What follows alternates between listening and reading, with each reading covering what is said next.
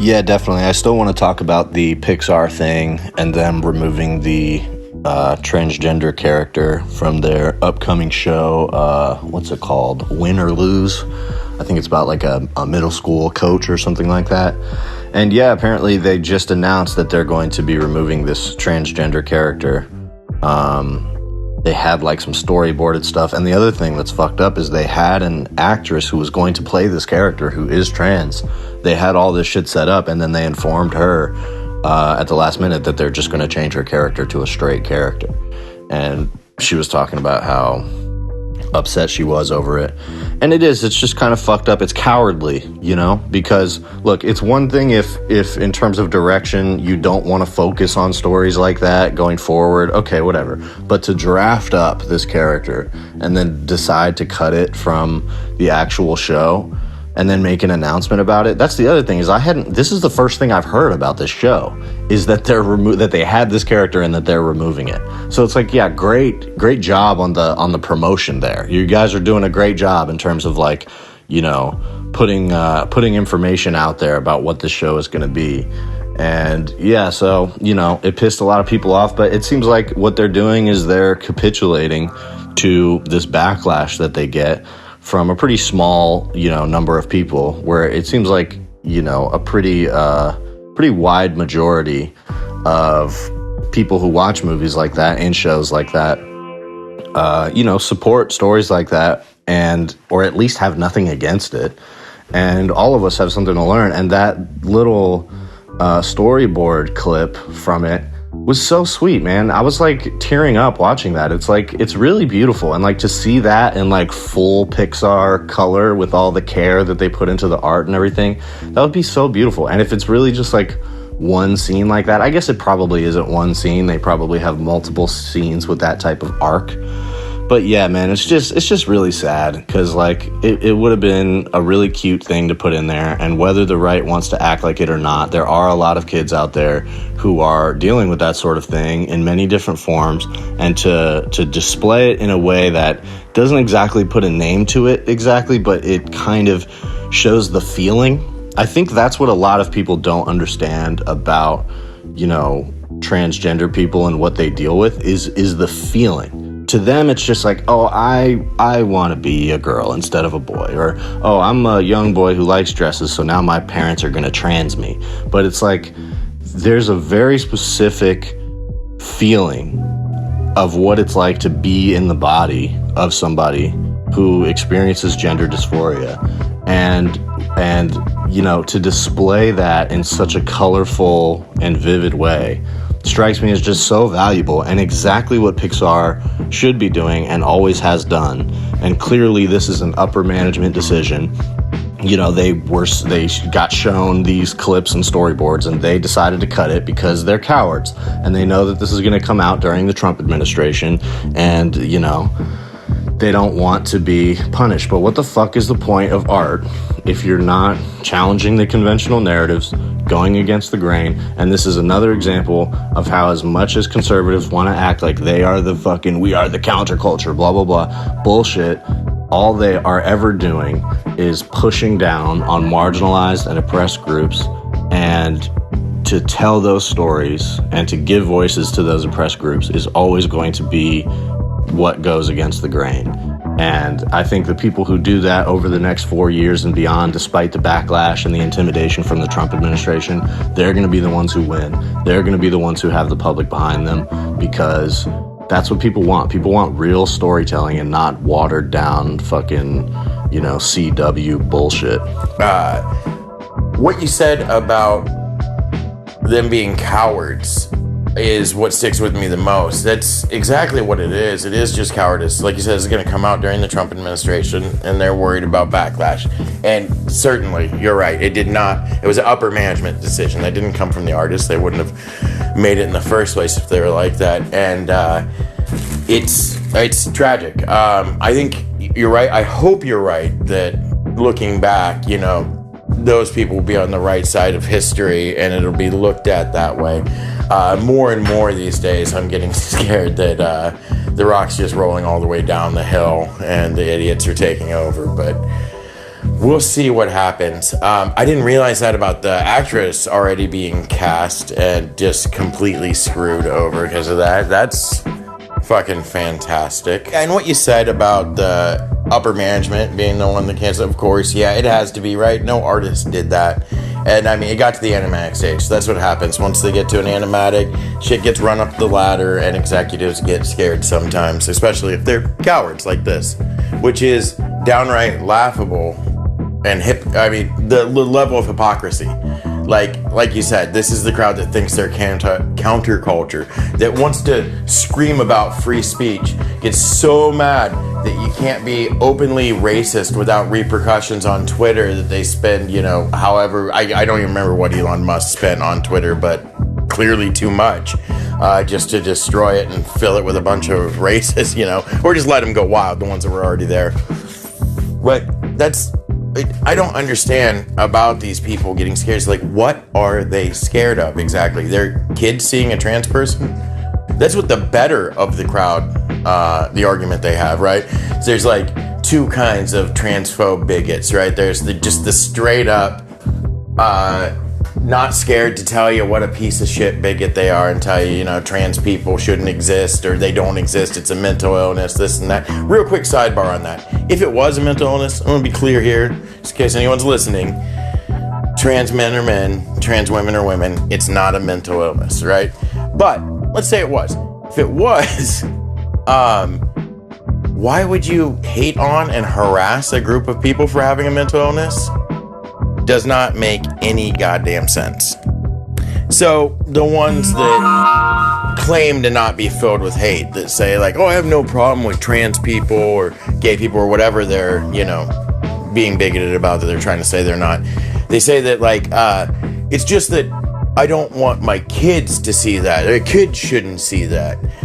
Which doesn't really make any sense unless it's something sexualized. And sure, if you're talking about drag stuff, most drag shows are pretty sexualized, but drag performers going to read your kids at the library aren't going to be sexualized. Maybe that's a little bit silly of a concept. The first time I heard about it, I thought it was kind of stupid, but I don't really, I'm not into drag shows. I don't have a problem with them, but they're not really my thing. So of course it didn't appeal to me. I don't have a problem with kids seeing, drag people or whatever. As long as nothing's sexualized, there's no reason to put it, or no reason to keep it from children, right? But they seem to act like even just a trans person existing should be something they shouldn't have their children exposed to, which just doesn't make any sense. I try and figure out where that comes from, like homophobia and stuff. A lot of times my default go-to is that they're probably closeted and self-hating, even if it's on a subconscious level. They don't even realize that they're in denial or whatever. You see that happen so often with those like crazy evangelical preachers like shouting all this hate about homosexuals and stuff, and then they get caught in a cheap hotel with a same-sex prostitute. That stuff happens a lot, but I can't believe that's what's happening with all these insanely vocal anti-trans people. It can't be that many closeted trans people. I'm not sure where it comes from, why they think their kids shouldn't see it, unless they again are sexualizing these people, which, hey, it's great if trans people turn you on that much, but you shouldn't make it everyone else's problem. What is their issue with their kids seeing a trans person unless they can't see someone except as a sex object? I feel like a lot of it ends up being misogyny or their, just clear disrespect for other people as humans beyond sex objects. I don't understand why, I can't explain to my kid that people can be born the wrong gender and then we have ways to help them fix that. Like, it doesn't make any sense unless you just are filled with hate. And I'll tell you right now, I would rather explain to my kid a difficult concept like someone being born the wrong gender than I would to teach them hate. It is so ugly and so horrible, but they seem to think that's the better route, or that they can make that argument. So to your question about why people are so afraid of their kids being exposed to anything relating to trans people or drag queens or whatever, there's a sort of fundamental disgust response that is a part of the brain. And I think that there's actually some data that shows that conservatives, or there's a correlation between conservative beliefs and how active your disgust response is. And so if you extrapolate that to a lot of different things, racism, immigrants, Hitler was a notorious germaphobe who compared Jewish people to, disease and insects, etc. And you see a lot of that type of rhetoric or those type of sentiments, that type of hatred sort of oozes from a lot of the things that people on the right say about trans people, or even like leftists sometimes. And I think it's partially that. It's partially that disgust response that makes it so that something that, you can look at and be like, oh, here's a man who's like dressed up in extremely garish clothing and sort of dressed up like a woman, but you can still tell it's a man. And it is kind of like, it takes your senses a moment to adjust to that, right? And then I think in some people, it triggers that disgust response. But I would say most people, it doesn't really, or at least not past a few seconds, right? And I think that that's part of the point of something like Drag Queen Storytime is to give kids some exposure to different ways of expressing themselves like that. And the reason that scares people is because they think of it as indoctrination. And it's, I think really the truth of the matter is that it's kind of fundamentally a propaganda war from both sides, because the question is, we are either going to educate our children on the fact that different genders exist, transgender people exist, gender expression does not have to fall into the category of whatever gender you were born as. Either we give children an education that exposes them to those ideas, or we don't and we try to hide it. And that's literally what the Nazis did. They took the research that was being done at the Frankfurt School and other places in Germany that were leading the scientific frontier of gender studies, homosexual studies, and the studies of different like lifestyles and expressions, what was possible in terms of gender surgeries and stuff like that. That was one of the Nazis' first priorities, was to do away with that. And they literally burned those books, they killed all of those professors, etc. And so, we have the same push and pull now, which is that, different genders, different ways of expressing one's gender have always been a part of people. And so the more a society tries to repress that, the more it's going to become what would you call it? Like an insurrectionary movement to introduce those things to society, which leads to various sexual revolutions and stuff like that. And then there's always a reactionary pushback to that. That's why the term is reactionary, because the beliefs are not as important as the reaction. The beliefs are based on a reaction to this type of social progress. And so this is why they have to connect trans people, drag queens, whatever, with pedophilia, even though there's no evidence there. There's no data there. And if anything, if you really look at the people who get caught for being pedophiles and creeps, it is, grown, straight, cis men who probably have a lot of repressed feelings of all kinds. And so it becomes this twisted, fucked up version of their own sexuality, which they take out on other people and harm people with. And they project that onto trans people, even though there's really no evidence. I've never seen, I can think of maybe one or two times that some, transgender person was caught up in sex crimes against children or anybody. You just don't, that really doesn't happen often. And even with all of these watchdogs and all of these, people who are trying to libs of TikTok and all that, who are trying to catch them and find them, it never has anything to do with abuse of children. It's always the idea of introducing ideas of different gender expression to kids or anybody at any age. And I understand why people get squeamish about kids and the things that they're exposed to. People have the right, I guess, to be squeamish about what kind of things their kids are being exposed to at school. There's things that you and I wouldn't want our kids to be exposed to in school. And so there has to be some kind of consensus about that. But, you know, fundamentally, I think that there is always going to be a fight for the representation of those types of people, whether they're attempted to be forced underground or not.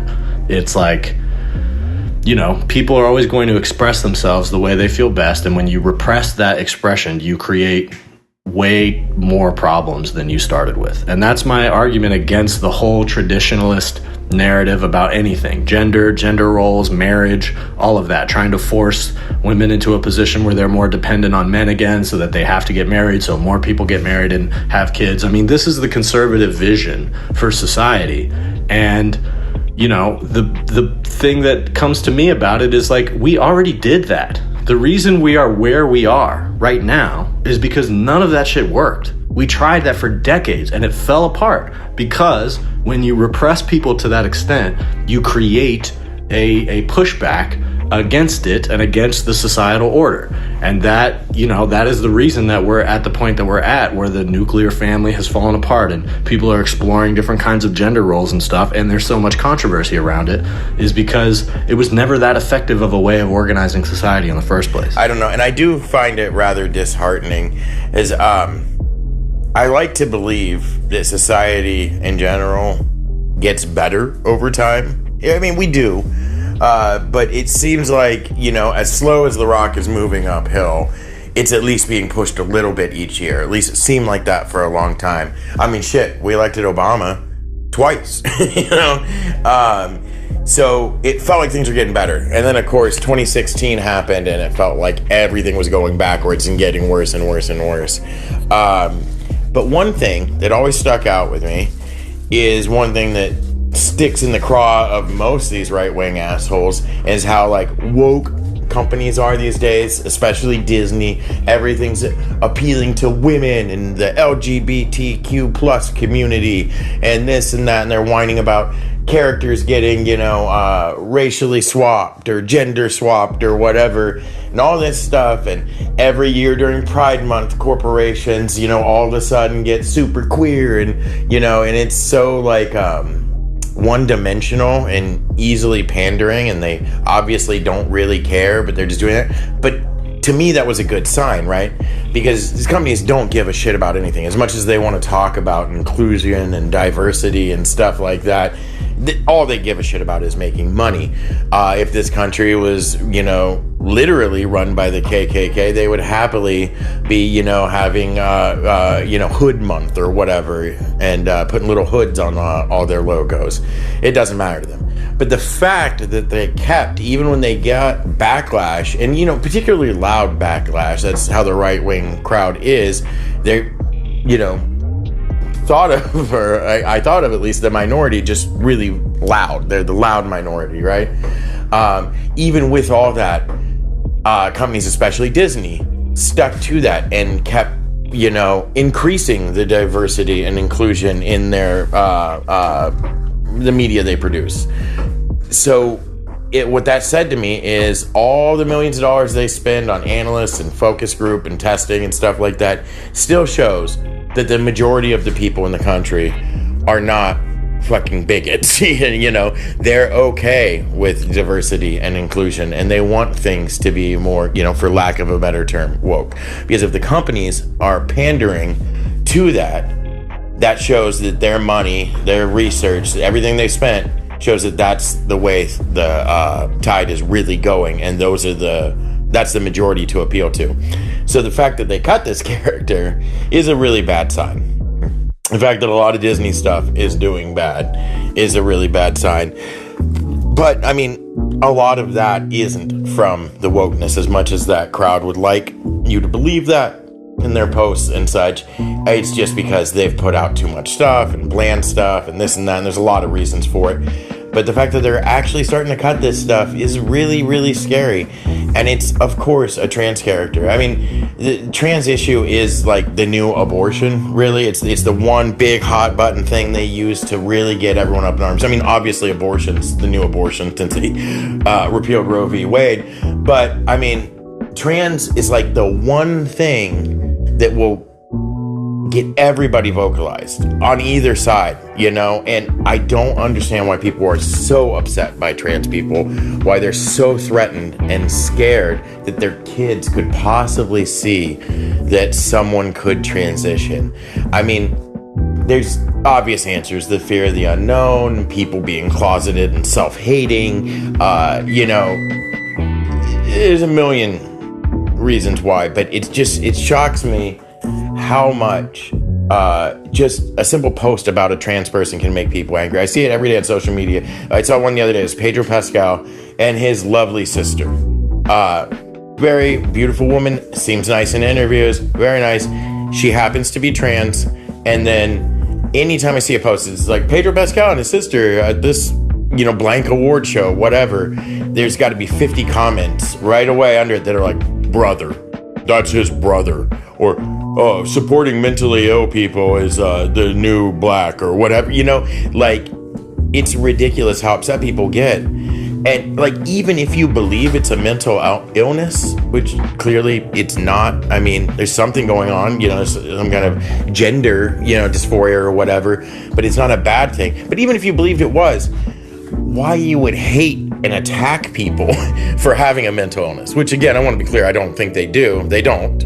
Trans women are women, trans men are men. But the fact that people could think it's a mental illness and then shit on them for having it, it's just so backwards and crazy to me. And people are just openly bigoted against trans people, and it's very acceptable by way too large of a group of people, and it's very scary at the end of the day. And specifically that scene that was cut, you sent me the animatic for it. I thought it was beautiful. You know, obviously it was a rough and just a outline of a plan of what the scene would be, but the way they were expressing the gender dysphoria, or whatever the proper term for that would be, the person being confused about their gender and having conflicting feelings and being scared and overwhelmed and things triggering it and stuff. The way they depicted that visually was beautiful. I've never seen anything like that before. And of course, because of a bunch of fucking bigots and Trump getting in office and shit like that, we'll never see it. And a bunch of kids who are going through something similar, who need that kind of representation, won't get that validation for themselves. And I mean, specifically that moment, I mean, there is nowhere near enough representation for trans people, but there is some. But it's usually a trans person who has transitioned and is comfortable with who they are now and is doing well and successful, which is great. They need to see that. That's awesome. But seeing someone who's in the midst of it, figuring it out for themselves, that's something beautiful and awesome for a child to see that's going through that. That kind of representation, feeling okay and seen like that, be, you know, a game changer for a kid. And they won't get to see it now because someone's worried that they're gonna have to explain to their kid that, you know, people might be born the wrong gender and have the ability to fix it. Oh no.